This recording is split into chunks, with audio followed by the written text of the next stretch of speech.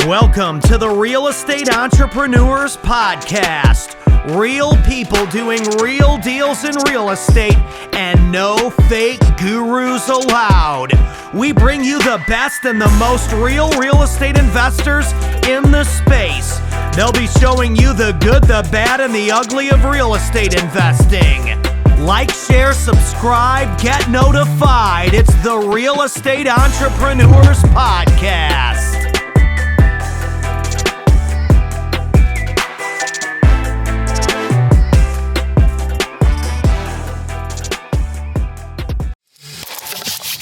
Welcome to the Real Estate Entrepreneurs Podcast. Today, we have a sponsor.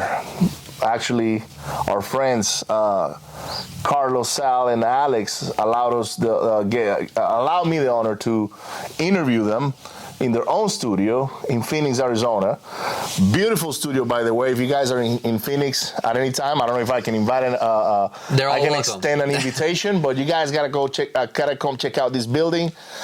It is a beautiful building. They run all their operations from here, and they have a beautiful studio. So, Sal, thank you so much for this opportunity. Thank you for having me on your show. To interview you, man, and get to know you more on a personal level. A lot of the guys that come on the show, most of them are real estate investors, right? And most of them have some level of success. Mm-hmm. But I like people to get to know the real Sal. Like, who is Sal? Where do you come from? And I know exactly where you're from and all that, but I want these guys to learn where you're from, like Absolutely. Your upbringings. Were you always rich? Oh, heck no. I was poor as heck. I'm actually a Catholic from Iraq. Yep. I'm a refugee in the United States. So I came in here when I was 15 years old, barely any English. I knew nothing about the country. All I thought is like America is like money grows on trees. It's a safety, and that's it. So none of that was in my head, like running a business here or being a businessman in America or anything to do in America.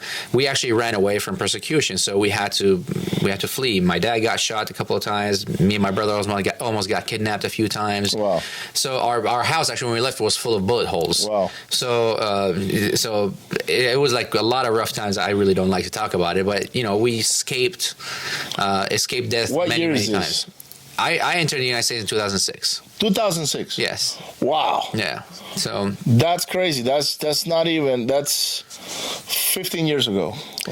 Yeah, that is 15 years ago. Wow. Yeah, that's when I entered the United States and everything. We just ran away from there. We had to get away from there, or we're gonna die. If I stayed there, I guarantee you, we would have been dead. Wow. My entire family would have been dead. And you were what, 15? You said when you guys left, or? I was 15 years old, correct. So you came here to high school right away? I came here to high school, right away to high school. How was that cultural shock? Like, because I'm Catholic as well. Yes. And I was raised in Catholic school. Yes. And schools here are a lot different, especially high schools, and you see things that you're like, who? Like, oh, drugs, absolutely. Everything looks completely different. Like I'm back home, my school was boys one side and the girls one side. Like they don't mix. Yeah. Like there's different schools. It's not even one side. Segregated. Yeah, exactly. So it was completely different. The culture barrier was huge, especially me being young. I guess I wish I came younger. I wish I would have came when I was 10 years old, 9 years old, right?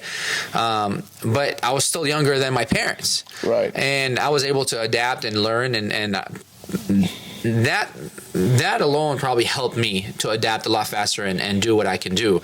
On top of it is my X factor is just running away from death multiple times and dealing with like hardship of life is not the same in the United States outside the United States. Like power, electricity. I was just telling somebody that running water, electricity. Like I remember that being 140 some degrees in Iraq gets hot, and at nighttime, and then the power turns off because we would have 4 hours a day of power. The rest are generators or no power. power at all, and I have to go switch breakers and walk out with a gun, being like 10 years old or 12 years old, like literally walk out because the people would take the advantage and run inside the house when you open the door. They know that, like the time of the day that people would do that. You're like going to switch the breakers, right? So I literally at a very young age, I would do these things, right?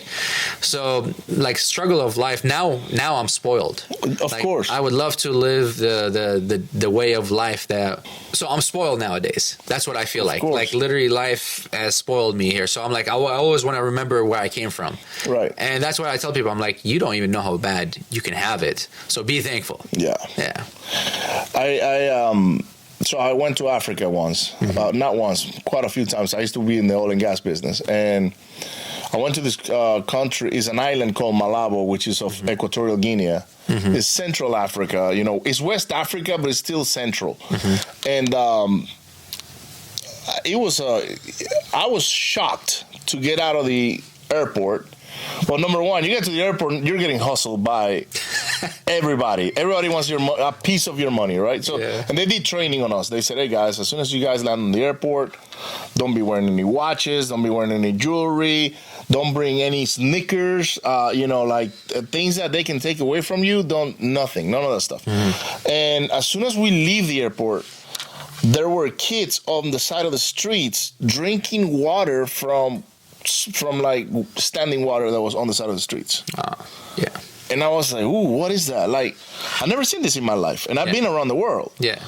But for the first time, I see kids just trying to scoop off water with their mouth that's just been sitting there for who knows how long, right? Yeah, you don't even know how dirty it is. Right, you have no idea. So, I start working there, and our workers, every Tuesdays and Thursdays, we will fill up tow tanks. A tow tank is like a clear plastic tank for moving hydraulics, right? But then you clean it all up. You make sure you rinse it and everything is clean.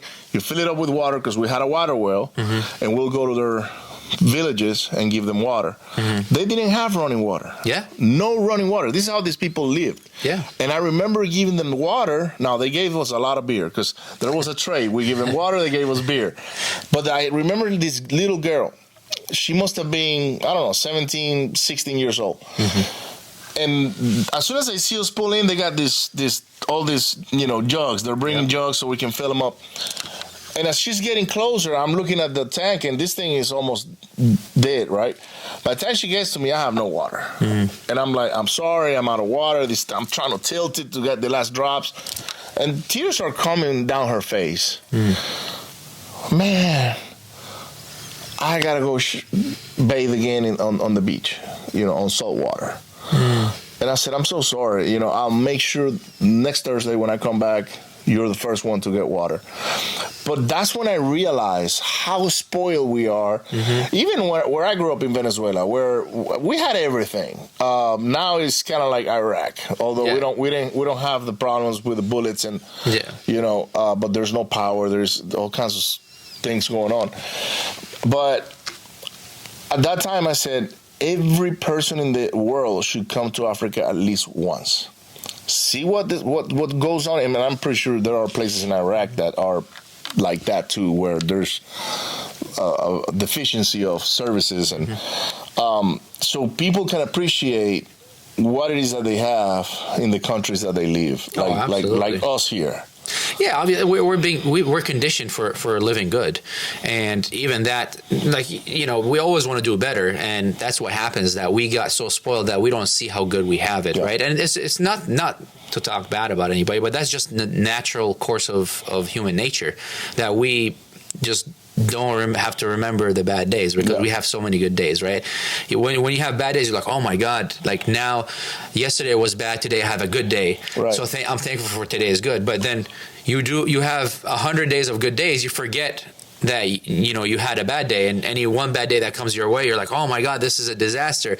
So we become conditioned with living always in feeling good, and it doesn't, and you don't even have to go that far into going into a bad country. You go to Europe on vacations, you appreciate parking lots. Oh my God. Like, try to park, like if you rent a car in Italy or, try to park somewhere. It is a freaking science fair project, and then the parking lots, they build them down. There's like 7 stories down, right? So I would tell my wife, was like, I am so happy that we live in the United States, because everywhere we go, we just pull in. We're good. Except California. It's tough to park in California, maybe New York. But California and New York is, But, I get it. I get what you're saying. I went to Sweden, and, man, that was tough. Yeah. That was really bad. Parking is definitely a science there. It is a science fair project. So, all right, man. So, you came in here. You went to high school, cultural shock, saw things in that high school that probably didn't even think you were going to see in Iraq. Yeah. But then what do you do after that? Like, once you graduated? Well, so I come from, my dad is a really hard worker. Like, that's where I get my work ethics from. And back home in Iraq, my dad worked with the U.S. military. Okay. Like, my dad used to work on fixing cars, like the modules of cars, like the computer components. Yeah. He had a small shop. Yeah, they don't replace the modules, they fix them. There's no spare parts, right? So you just fix them. And then my dad had a contract with a company that worked with the U.S. military, so he was maintaining the generators in the U.S. military bases. So I was helping him. I was sending invoices. Like, I just learned as much as I can at a really young age.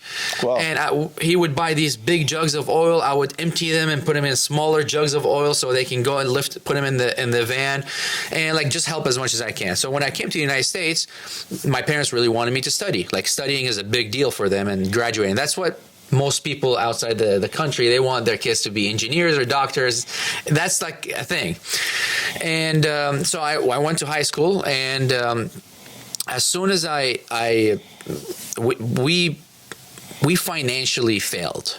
I saw my dad lose 70-some pounds in under 2 months. Wow. I saw my dad cry for the second time in my life. Wow. The first time my uncle died, he cried, and my dad was crying because he failed financially. He felt like he failed the family. Like, it's a culture shock. He doesn't know what to do. He tried everything. Yeah, and as a man, you have failed to provide for your family, right? So he felt like he couldn't. He tried, and he really tried. He tried everything. I'm telling you, like, he went to school to study for air conditioning repairs. He would work a graveyard shift for the repairing. Wow. Like, he did the most, but he just couldn't, especially around that time. The economy was failing. 2007, 8, 9. Yeah. The economy was failing. Yeah, it was just bad timing. Yeah, it was super. Imagine, like, so you're coming new here, and you're losing everything, and you don't know what to do, and right. So I saw my dad cry, and that was I still remember the place in my parents' house. That was the place that I decided that no matter what happens, I'm gonna make sure my family is taken care of. Right. I remember that day vividly. Wow. That was the day I went to look everywhere for jobs. I'm talking about, like, and I did 0-hour school. I go before school starts so I can leave early. I work every odd job you can think about. I worked at laundromats. I did AC. I worked as an AC technician. I worked as a plumber. I would knock on doors to at golf course houses that the backyard faces golf courses, so I can scrape their fences and paint them. Wow. I would get half of a deposit, go buy material, and do that, and it would be cheap. It was like a couple $100. Right. So that was like, and I did all those at once. Like, a friend of, like, my parents' friends, he owns a AC company. I'm his helper when he needs me. Right. I go do plumbing when I tell people I do plumbing. I just go fix their plumbing or whatever. And then when on spare time, I go do the painting fences, and I've done even moving. Actually, to think about, I've done everything you can think about, just so I can make sure that I can provide. Then I graduate high school. The graduate from my high school, I go to San Diego for a 4th of July holiday. And mind you, I'm doing all these things, and I'm working at a laundromat. And I go to this house pool party my cousin takes me to, and then I meet somebody there, and then there was this lady that was talking to me, and she was like really impressed with me for some reason. She calls my cousin after I go home, in San Diego, still in San Diego. She's like, hey, there's this program called Rotation. You work with the U.S. military. There's a vacancy, and is your cousin interested in doing that? I had heard about something like this, so I'm like, yes, I'll take it. I pick up the phone, call my boss at a laundromat. I say, hey, I'm not coming back Monday because I'm getting this job. However, I have two candidates, my high school friends, two sisters. They wanted a job, and so I hired them as a replacement of me. Mind you, I didn't give them 2 weeks notice. That was good. You didn't leave them hanging. I don't feel one bit bad about it because I was getting like $6.50 an hour or something. It was hard work too. Yeah. So I go and I go to the thrift store, buy like $2 shirts with whatever money I have, right? Because I'm going to this thing. It's 2 to 3 weeks out of the month that you go to the military bases to train the U.S. military, to train with the U.S. military. What happens is you prepare the U.S. Army what to expect back home. So they would have like fake explosions, training, like it's called rotation. Right. And that's what I did for 3 years. Wow. I would do that for 2 to 3 weeks, depends on the mission, and I would come back. And when I come back, I would do all the odd jobs the same again, and I would do that over and over and over and over. And it was really cool. I actually have like a lot of certifications from like generals and colonels that how much we help people. In a way, you probably helped a lot of people. Like you probably helped save lives. I heard from generals that this has changed like since the war started and all that, because I did it for like quite a bit. Right. And I climbed up the ranks. I was started as a role player, then I became a team leader, then a site manager assistant, and a site manager, and then I moved up the ranks. Wow. But as I was moving up the ranks, I would come back, I would have money saved. So, and it's not much money, I'm telling you. Like I used to make like $2,000, $3,000. Yeah, like, that's whatever. It. Like, it wasn't a lot of money. When you don't have money, $2,000 is a lot of money. Yeah, so I would go back to Arizona, and I would go to the car auction and buy me $500 cars, $300 cars, and I would like fix it, paint it, run it back at the auction, wholesale cars at the auctions. And I kept losing. Yeah, that's a tough business, man. Well, it's like flipping houses. Yeah, it's a tough business. But the margins are so thin. Yeah, because it's cheaper cars than... For a year and a half, and this was a blessing. And if you're in these shoes, that's what I say. My ignorance, I was so stupid that I didn't tell myself saying, hey, why are you doing this? You're losing money doing this. Like, you just quit. But because I was stupid, that I didn't ask myself that question. I just said, I'm going to keep doing it. There's no way I'm going to fail. If somebody else, this is all I thought of. If I could do it, if somebody else can do it, I could do it. Yeah. And that was it. So eventually, after a year and a half, I was a bit profitable. And, that was the kind of my journey of being an entrepreneur. Then I opened up a retail lot in 2013. And it's a small lot that can carry 20 cars, maximum 25 cars if you put them like Tetris. Yeah. And I forgot to even mention, right before that, I saved up enough money to I can buy a condo. I bought a condo for $15,600. Wow. It was burnt. I didn't have money to repair it. I just bought it. Yeah. I just said, I'm going to buy something. And it was $9,999. I bid and I bid again to get it with a realtor.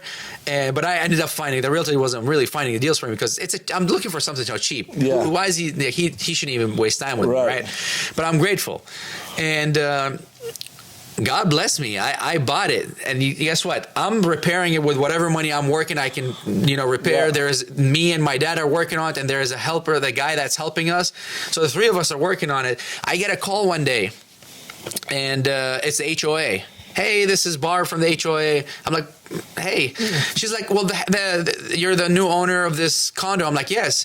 And I thought I did something wrong. I'm like, am I making too much noise here? Right. She's like, actually, there was some funds for the fire, and whatever you spend, we can reimburse you some of that.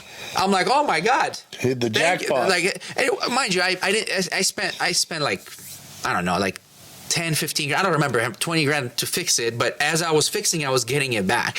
And that was like what saved me, right? So now I have a condo that I'm renting. I rented that condo. And I was 18 years old, Wow. 19, like I was young, maybe 20 years old. I don't even recall when it was finished. And in 2013, I'm still like working my butt off and hustling, not even thinking about the condo. I meet Carlos. He's what Carlos is doing is he works at a third-party motor vehicle. He was doing like title work. So he was visiting the dealerships to do title, like marketing for that company he was working with. He comes to our company, meets my guy that was working there. Then my guy tells me, he said, go meet this guy. So I was gone at the auction doing stuff. So I go and meet Carlos. I'm like, we became instantly friends. Wow. Carlos back then flipping hats and this. I'm like, what are you doing? Flipping this disgusting hat and like clothing online. Everybody, that's back then when everybody's flipping clothes. Right. And I said, let me take you to the auction. Let's go to the auction. So I go to the auction. I'm like, I'm buying this car. I buy the car for $2,500. I'm like, pay for this car. He sold it like a couple of days later, 2 days later for $5,000. Wow. I didn't even charge him the taxes on the car because I was so excited that he's selling it, right? Yeah. So I'm like, man, let's do something together. Let's work. We thought about every single business but the real estate business. And I'm like, I have a condo. I'm going to sell it. I have money. I sold it. He had a house that he sold, paid off his credit cards. There was some of it left. Then he's like, let's do real estate. I'm like, yeah, that's a great idea. We didn't even think about real estate. We were thinking about all these businesses but real estate. And mind you, I have money that when I sold the condo for $80,000 or $86,000, that's what I got money to start my real estate with. Wow. And that's what we flipped a house. Then we flipped a second house. And then we were fronting wholesale fees to other people. Bad move. Don't ever do it because the house falls apart. We're fronting people. Right. And then we start marketing for our wholesale fees. Wholesale deals. We got our first wholesale deal, $5,000 wholesale fee. Wow. Deal. And what year was that? 2014. That's not even that long ago. Yeah. It's amazing how you guys have grown in 6 years, 7 years. Yeah. Because what you guys have built, it takes a long time. That just doesn't happen like that. It takes a lot of. Pretty sure you guys lost money on some deals and absolutely. Lessons learned, and how not to do marketing, how not to hire and fired and all of those things, right? But you guys did it fast. I mean, in my opinion, you fell forward pretty fast. We definitely fell forward. We've been blessed. I tell you, God has blessed us because we've dodged a lot of bullets. If we lost very little, and if we made it big. Yeah.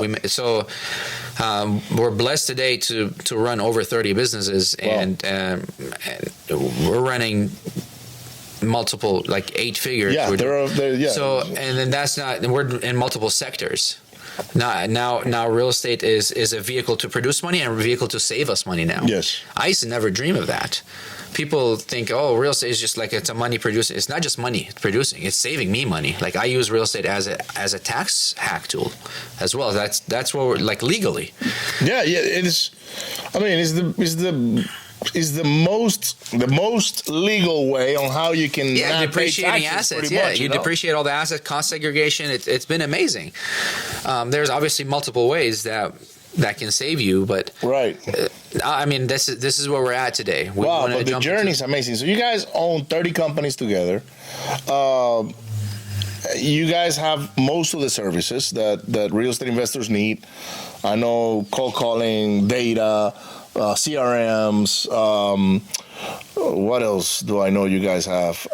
Virtual assistants, mentorship. You do your events as well, and then you have your wholesaling business and your fix and flips, because I know you guys are doing a lot of those. Yes. Now.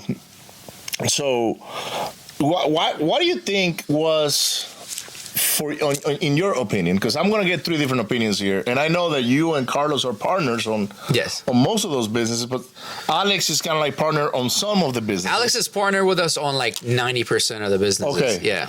But I knew that it wasn't across the board 100%. Yeah. What do you think has been the key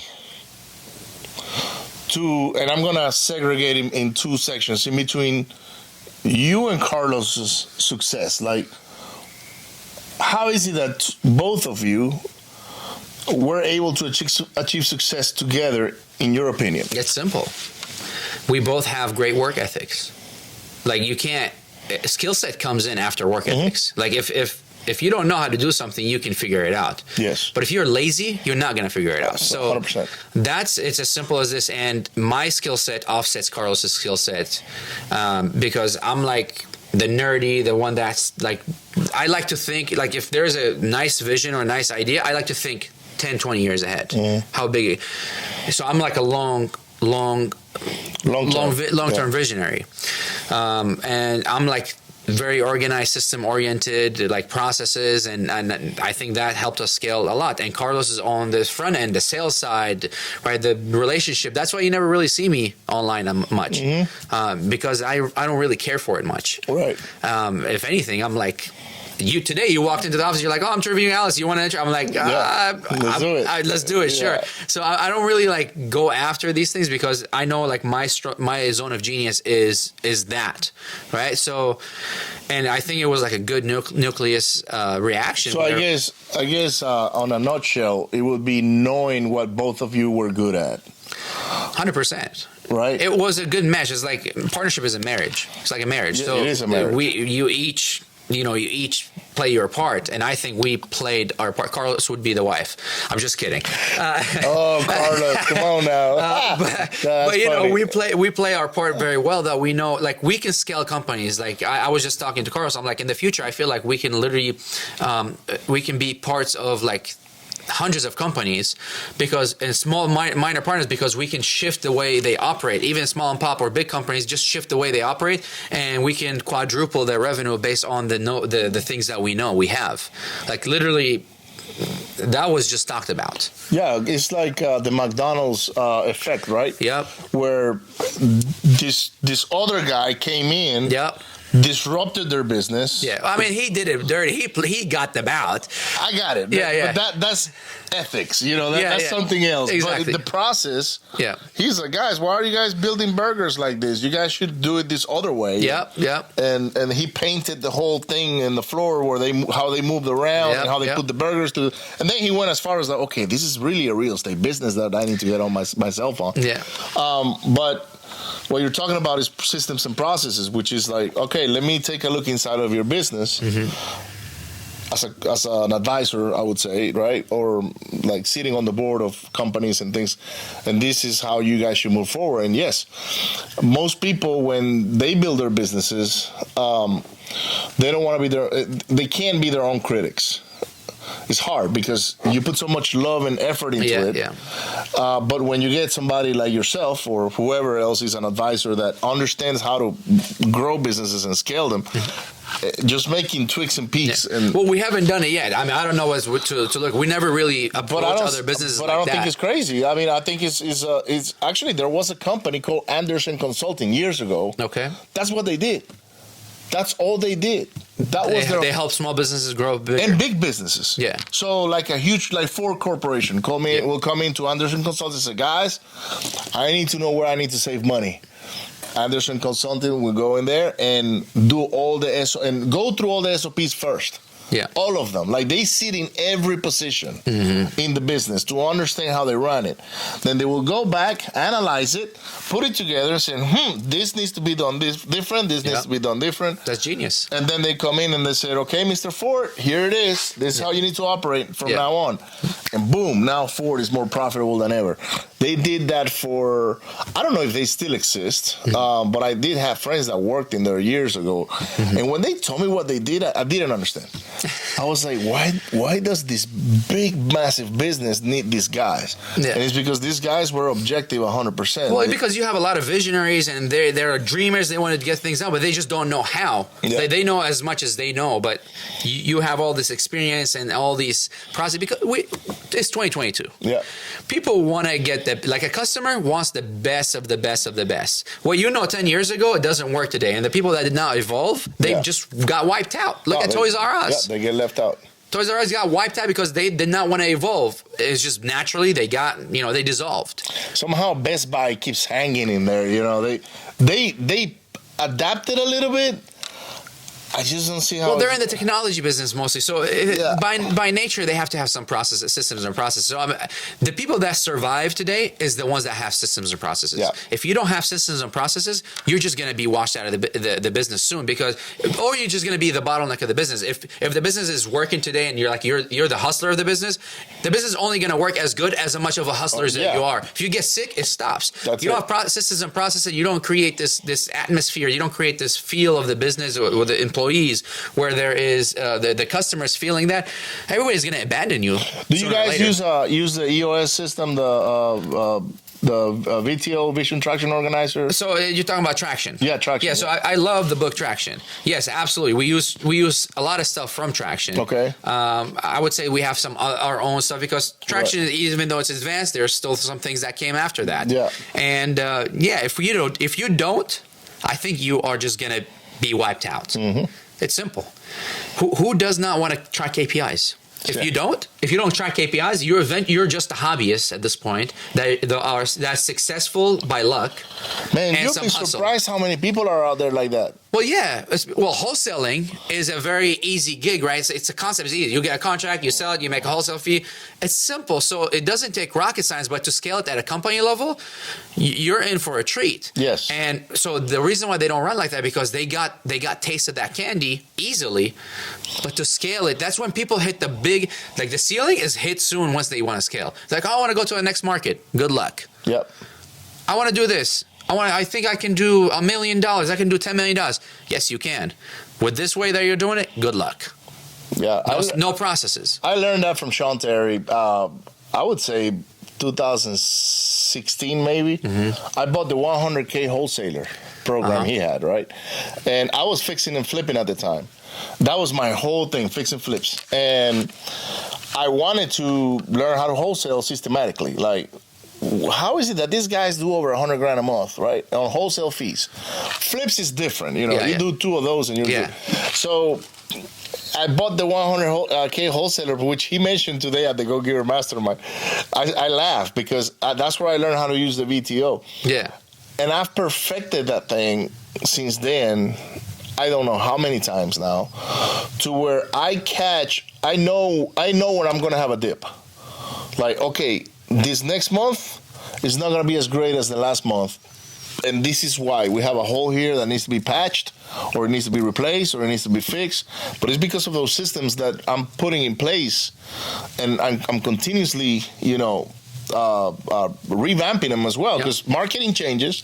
Everything changes. Everything. This business is so dynamic. It's unreal. It's crazy. It's not just this business, by the way. Every business, believe it or not, it's every business. But we think it's this business because we're in it. That's what we're doing. Yes, you're right. Yeah. You're right. 100% right. Yeah, 100%. Everything keeps moving and changing. And if you don't have systems and procedures like that, which is one thing I like about Momentum. When I came to Momentum, you guys literally went through from A to Z on how you guys do the whole model in your company. So, by the way, guys, if you guys are watching this episode with our friend Sal Shakir, you guys want to make sure you go to allinentrepreneurs.com. All in Nation, yes. All in Nations, All in Nation, and check out their events. They got Freedom coming up this year. Yeah, it's coming in May. We haven't announced it yet, so you're the first person to announce this. This could be coming out in April sometime. So, okay, good. So it'll be right before that. Beautiful, yeah. And guys, make sure you come to their events. I've been a pro in this business for quite a while now, and every time I come, I either learn something new, I either, steal some of their hacks, because that's another thing. You guys are very open in how you guys do things, because you really want to help people. Absolutely. And the networking that you guys are going to do with the All In Nation, it's top notch. I've not only made friends in your events, but I've made business associates now. I've had students from it because they need help on how to set a foundation on their business. And I mean, I am a fan. I will continue to come to every single one of them that I can attend. Because I know you guys did like 2 or 3 Momentums last year, right? Yeah, we did. We did actually one virtual too. One virtual, okay. Yeah, it was kind of unique, the virtual. We did hybrid, like the VIPs were in here, right? But the rest were virtual. So let's go to the events. Yeah. How do you guys get into let's go through an event? How did that idea come together? Oh man. So when we wanted to learn about real estate, no one gave us the time of the day. There was one guy that gave us 10 minutes or 15 minutes, and he was meeting some other people. He was meeting for the series, like, guys, I gotta go. And he turned back and went with the other guy. Like, God bless him, he helped us. No one really helped us, but I'll tell you how this happened. We went to a mastermind, and at that mastermind, we're talking, and they're supposed to be the big dogs in the nation. And now we're like, we presented everybody got to present. Right. And we presented what we're doing. And I turned around and I'm like, me and Carlos and I think Alex too, and Jalen was with it back then, was doing wholesaling. Everybody was so impressed with what we did. And we're like, we're supposed to be a small fish in here. We're supposed to come and learn something. Yeah. And at that moment, we're like, you know what? You realized you were a bigger fish. We realized that what we're doing, nobody else. And these are like the big dogs. I'm talking about like the 7-figure, 8-figure, right. like wholesale companies. Yeah. Like $10 million plus. Right. And we're like, okay, maybe we have something to share with people. So we did the first event called All In REI event. Wow. And we were charging $5,000 a ticket. Wow. There is people now today that are coaches that are like, well, I don't want to mention it, well-renowned. They graduated that, which is now it's called All In Momentum. They graduated that type of event because we broke down the systems, the processes, how we did, like kind of what you saw. Yeah. Imagine seeing that, what you just saw, like last year in Momentum, seeing that in 2018. Yeah. No one was doing these things. No. When we first, the SMS to the marketplace, no one knew this. We were doing it for a year before everybody knew it. Then we started telling people about it. Right. That is the kind of things what we're doing where other people didn't. So we're seeing a massive success at our events. And then we start doing Freedom. Freedom event is a really low ticket item, like lower ticket, like you can come in, it's for a network. And we had 750 people last time we did it. And man, it was a blast. It was a great event, man. I don't know if I told you or Alex that event to me looked more like a mastermind because all the speakers, number one, came to share experiences. Yeah. Right? And that's what a mastermind is like. It's like you share your experiences, you share processes. Just rubbing elbows, to be honest. Sometimes I go to the mastermind, I don't even want to hear what they're talking about. I just want to meet some people there that I can collaborate with. Yeah. Sorry, I didn't mean to interrupt you, but that's literally what we're doing. So it felt to me different. I've been to other events, and I think Freedom was 2 or 3 days. I forgot, but I was here for like 4. Yeah. All together because I came the VIP day, and then when I see all the speakers go on stage, share what they did, and this is how I did it, and this is how you should be doing it, or how you should approach it, and this speaker after speaker after, I was like, man, this looks like a mastermind. I don't think these guys are charging enough for this. This is my train of thought. But of course, you're going for a big audience, right? Yeah. 750 people. That's impressive. That's a lot. We were limited because of that. The room, we literally did the last event after before the shutdown, and we were super limited with that space. We wanted to open more, but we did the rest online. Wow. Yeah. We did one I did it with a couple other guys back in 2019 called Wholesaling Live. Yeah. And it was very similar model. A lot of guys from Phoenix went there and spoke at our event. I look crazy. I didn't attend the event, but I heard a lot of great things about the speakers, and our idea at the time was wholesaling from A to Z, so we brought the guys from Batch spoke about data, and some other guys spoke about. I remember that event. Yeah, it was good. It was a good event. But I was curious on how you guys got into events, because I got into events through Wholesaling Live, and then I had that bug. I was like, man, I really want to do this, but I want to do it I really want to give back. And so I do events because I like to give back. Yes. I do this podcast because I like to empower other people to go after, guys, you guys are from any other countries. I mean, Sal you had all the odds stacked against you back then, right? You're coming here in United States. I don't know if you spoke English or not, but very, very, very, very broken. If and a lot of words, of course, I didn't know it. Of course, but it's like, and then but I see it also on a lot of the immigrants is the hustle, man. We come from I'm an immigrant as well, even though I was born here. I was raised in Venezuela. And I outwork my team, like literally. And I lead by example, I lead by example. And then I see that in a lot of parts in the country, people are just getting complacent. They're getting complacent. They're getting lazy. You can say it. I just did an episode about this, and man, we're getting really lazy. Americans are unfortunately getting really lazy. Entitlement is big.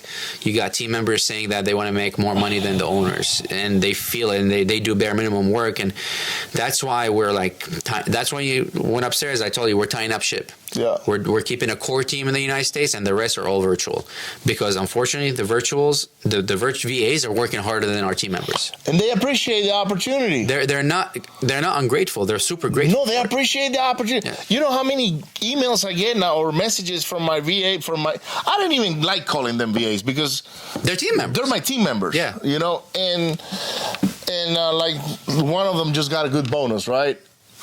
Pay her the bonus. Most of them are females. I don't know why, but they're freaking they're rock stars. Yeah. And she sends me a message said, "Oh my God, thank you so much for this. You have no idea how much this is helping my family this month." They really appreciate, and I'm like, let's do more of that. That way, you make a lot more money, And well, now they're driven they're so driven versus somebody that is not if somebody doesn't appreciate what they get paid, and it's not, people are conforming to this. People are getting paid for just sitting at home nowadays. Yeah. So it's people are just conforming to the condition that they're in today, and they're not gonna put that much effort, or that drive is just not there. There's no fire. It's almost like you learn something new and you're like, oh my God, I learned this hack. I want to take over the world with that. But that's the opposite. If we're conforming as Americans to this, it's normal not to work. It's normal to get paid to get rewarded for not doing much. It's normal because we're entitled. We're becoming entitled. And unfortunately, if that continues to grow, which I think it will, you're going to see a huge gap separation in between rich people and poor people. Because the middle income class, they're going to just become poor if they apply those principles. There's barriers, yeah. And then guys like us that we put in the work, we put in the time, we put in the education, we invest in networking, traveling, masterminds, and trial and error. Trying to grow, always. We're growing, right? Then we become the 1%, right? And then this entitlement, anyhow, that we can probably, I don't even want to talk more about that. I want to talk to the audience. Listen, man, or female or male, like if you want to make it, just know that you're in the best time to make it, especially in real estate. Real estate has been the hottest commodity today because everything is, crypto is up and down, everything else is up and down. The one thing that has continued to bless everybody is real estate. Actually, institutional buyers are buying more than ever because they want to at one point own every single rental home. So a house that's probably $300K is going to be a commodity to even own. You can't own it, you have to rent it. So you're in a good place. Just put in the time, put in the work, and eventually you'll figure it out, or it's going to work in your favor. You're going to fail forward, but trust me, your odds are a lot better than a lot of people because now it's so much easier to succeed than before because a lot of the drive to a lot of people has went down. So if you're feeling like you're stuck, if you're feeling like this is the end of the line, don't. Because you got someone like me or like Ricardo that are practically immigrants and we have the odds against us that are making decent living and we employ a lot of people. You can do it too. I never thought in a million years I can employ 2 people. Man, or neither. 1 person. I didn't even know I was employable for many years, but yeah, and we do generate a lot of employment now, and both of us are generating a lot of employment overseas. Unfortunately, yes, because the workforce here is not willing to do what they need to do.